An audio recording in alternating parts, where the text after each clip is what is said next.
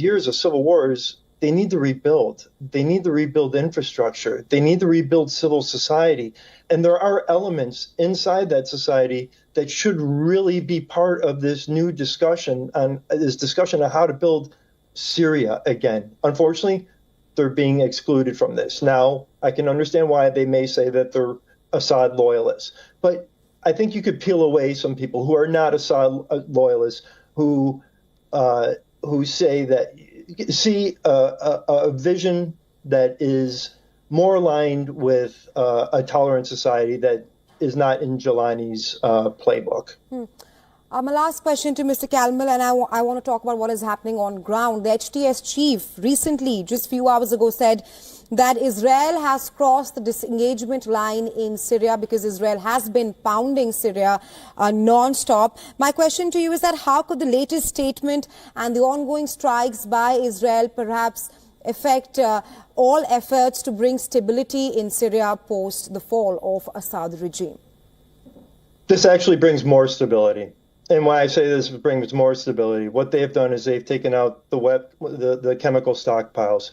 They have taken out drone factories. They have taken out Air Force, the air capabilities, the things that they can use to wage war, to wage campaigns against other countries, but also to suppress the people within the country.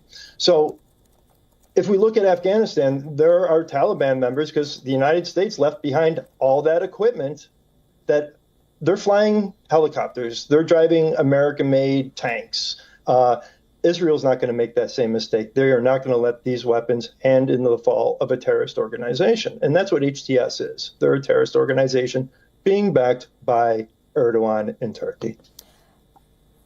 But Mr. Kalmal, such actions can also provoke retaliatory measures from HTS, which we will have to wait and see. But thank you for joining us and we're on with your insights on this. Always a pleasure, Risha. Thank you.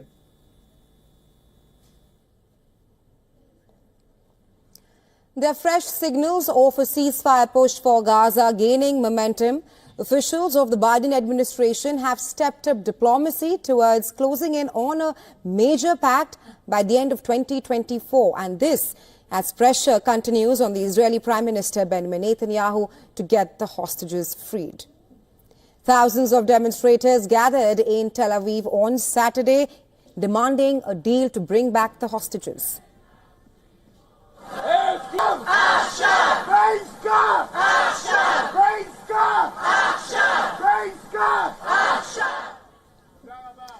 It's now 435 days since the hostages were taken and thousands have gathered every Saturday for weeks now calling for a deal. There's also been a rising call for elections and for Netanyahu to step down. In the latest on the U.S. diplomatic push for a ceasefire in Gaza, U.S. National Security Advisor Jake Sullivan met with the Egyptian President Abdel Fattah al-Sisi in Cairo. Reports have suggested that his trip signals a possible breakthrough in negotiations with the Hamas. Sullivan said that the ceasefire in Lebanon has helped clear the way for a potential deal to end the war in Gaza too. Sources say that there have been some concessions from the Hamas. Hamas has now reportedly agreed to the Israeli forces staying in the Gaza Strip temporarily after the fighting ends. It will also provide a complete list of hostages, including Americans, who will be released. Meanwhile, on the ground, Israel continues its onslaught on Gaza. On Saturday, at least 7 people were killed in an Israeli strike on a former school in Gaza City that was sheltering displaced people. The health ministry in Gaza put the death toll in the war at 44,930 so far.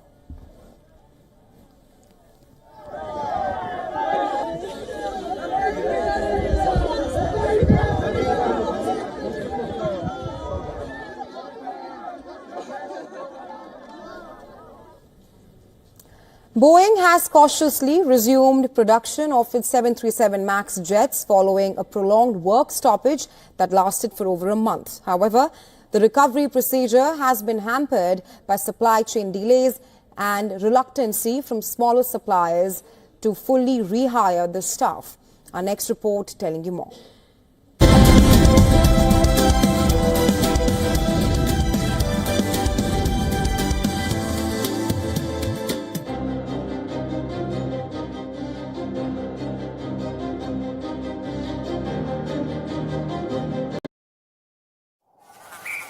एक दिन हमारे गांव में किसी ने नहाने का सावर रख दिया।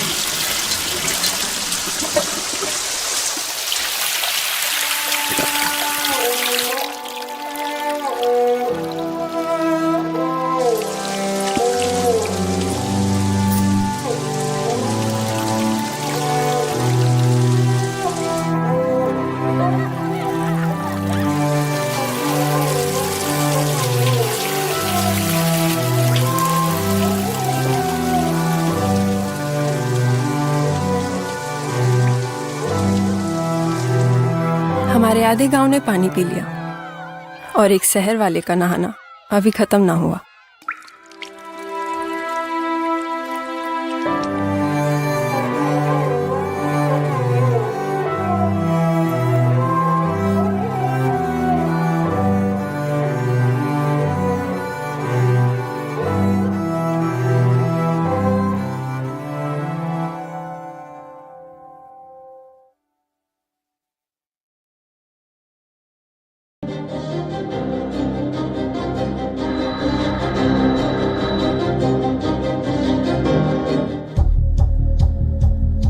Boeing has cautiously restarted production of its best-selling 737 MAX after a lengthy work stoppage that lasted over a month.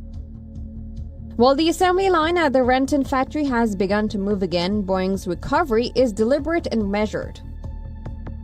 The plane maker has not completed any new jets yet, as workers inspect half-constructed planes for flaws missed during the strike, and safety licenses are being renewed. Boeing has set a target of producing 15 to 20 MAX jets in December. However, some suppliers are hesitant to ramp up production, citing uncertainty around Boeing's long-term plans. The impact of the strike and the subsequent cautious approach by Boeing has created significant challenges in the supply chain. Smaller suppliers who reduce staff and hours during the strike are reluctant to rehire workers, unsure of Boeing's production needs. While Boeing's cautious restart has earned praise from regulators, there are still significant delays in production. Parts that used to take a day to process now take up to a week. The company is aiming to reach its target of 38 jets per month by year-end. However, achieving this goal remains uncertain. Boeing's struggles to recover from the strike are not just about restarting the production lines, but also about rebuilding trust with its suppliers. Many smaller companies in Boeing's supply chain are holding back on new investments, fearing another shift in Boeing's production rates. Despite these challenges, Boeing is working closely with suppliers to stabilize its 737 MAX output. However, experts predict that it will take longer to reach pre-strike production levels compared to the past disruptions. Business Bureau Report, Weon Wolisman.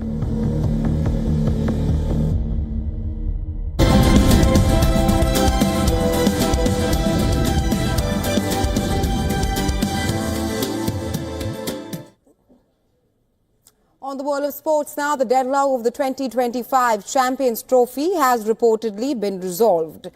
The International Cricket Council, along with the boards of Pakistan and India, they have agreed to adopt the hybrid model for global tournaments hosted in either of the country.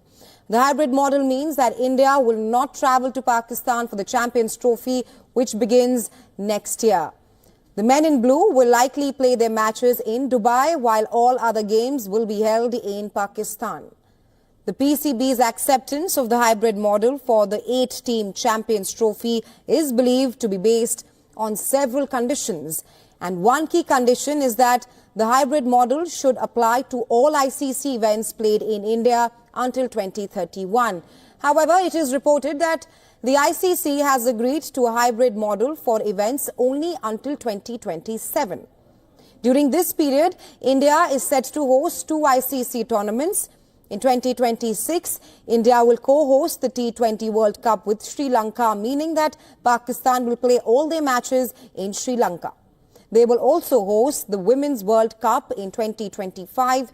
Hence, Pakistan's cricket team will have to travel to a neutral country for all their matches. Reports further suggested that the PCB will not receive any financial compensation for agreeing to the hybrid model.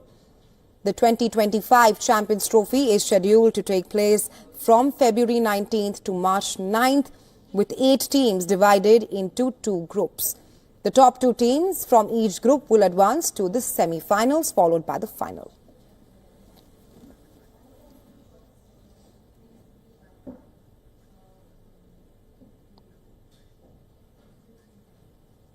All right, before we move ahead, here is a wrap of all the climate stories making headlines across the globe. Take a look.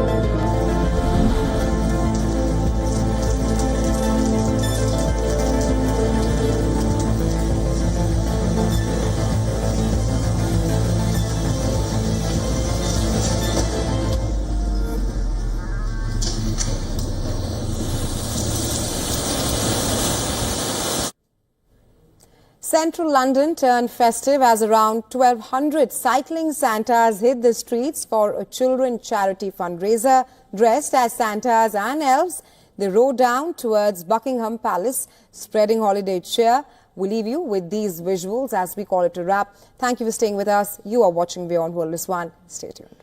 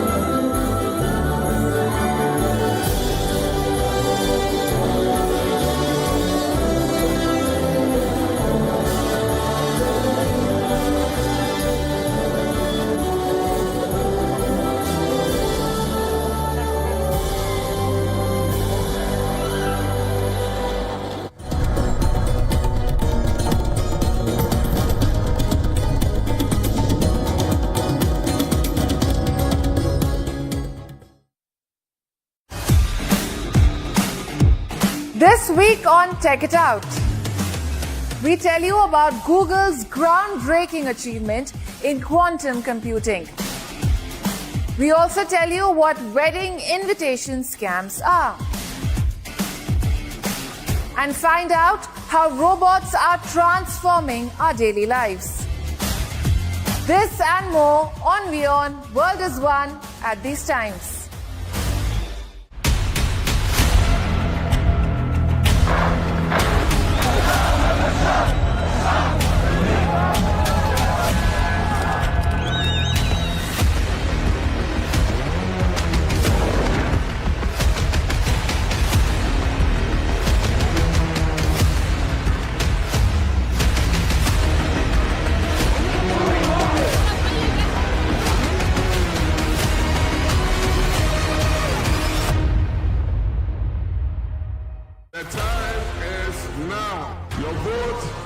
is your wife. Ghana ushers in a new chapter of its democratic history with the election of NDC's Professor Nana Jane Opuko Agyemang as the country's first female vice president-elect. She will serve alongside returning President John Dramani Mahama. Tensions flare as police and protesters clash in the Mozambican capital Maputo, with demonstrators saying the clashes have turned deadly amid use of live bullets by security forces. And in South Africa, a sanctuary for rescued farm animals in the Western Cape unveils their star artistic marvel, Banksy, the sheep. That's this week on Wild of Africa, at these times on WION, Wild is One.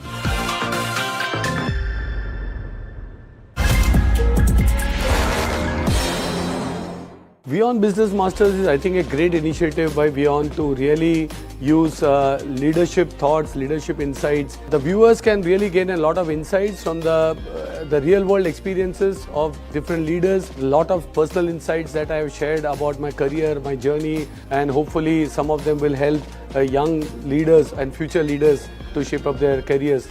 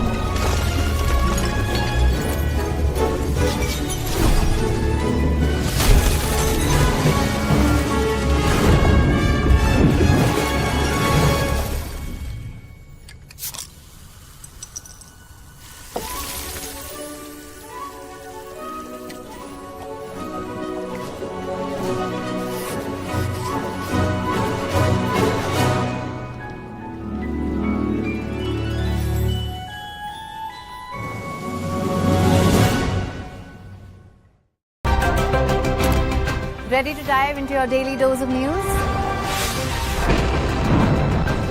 Bringing you what's trending in the West and all that's setting trends in the East.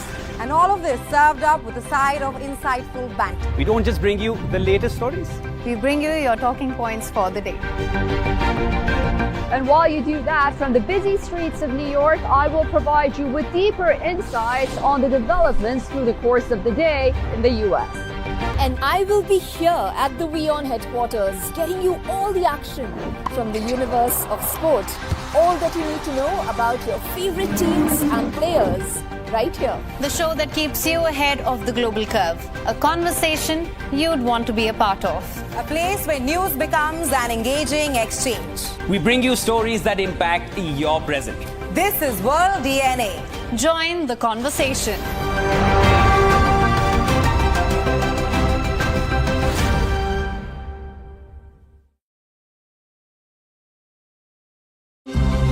To bring the benefits of the Subhash Chandra Show to your educational institution, teachers and students, send an invitation to Juhi Jha at juhi@such.org.in.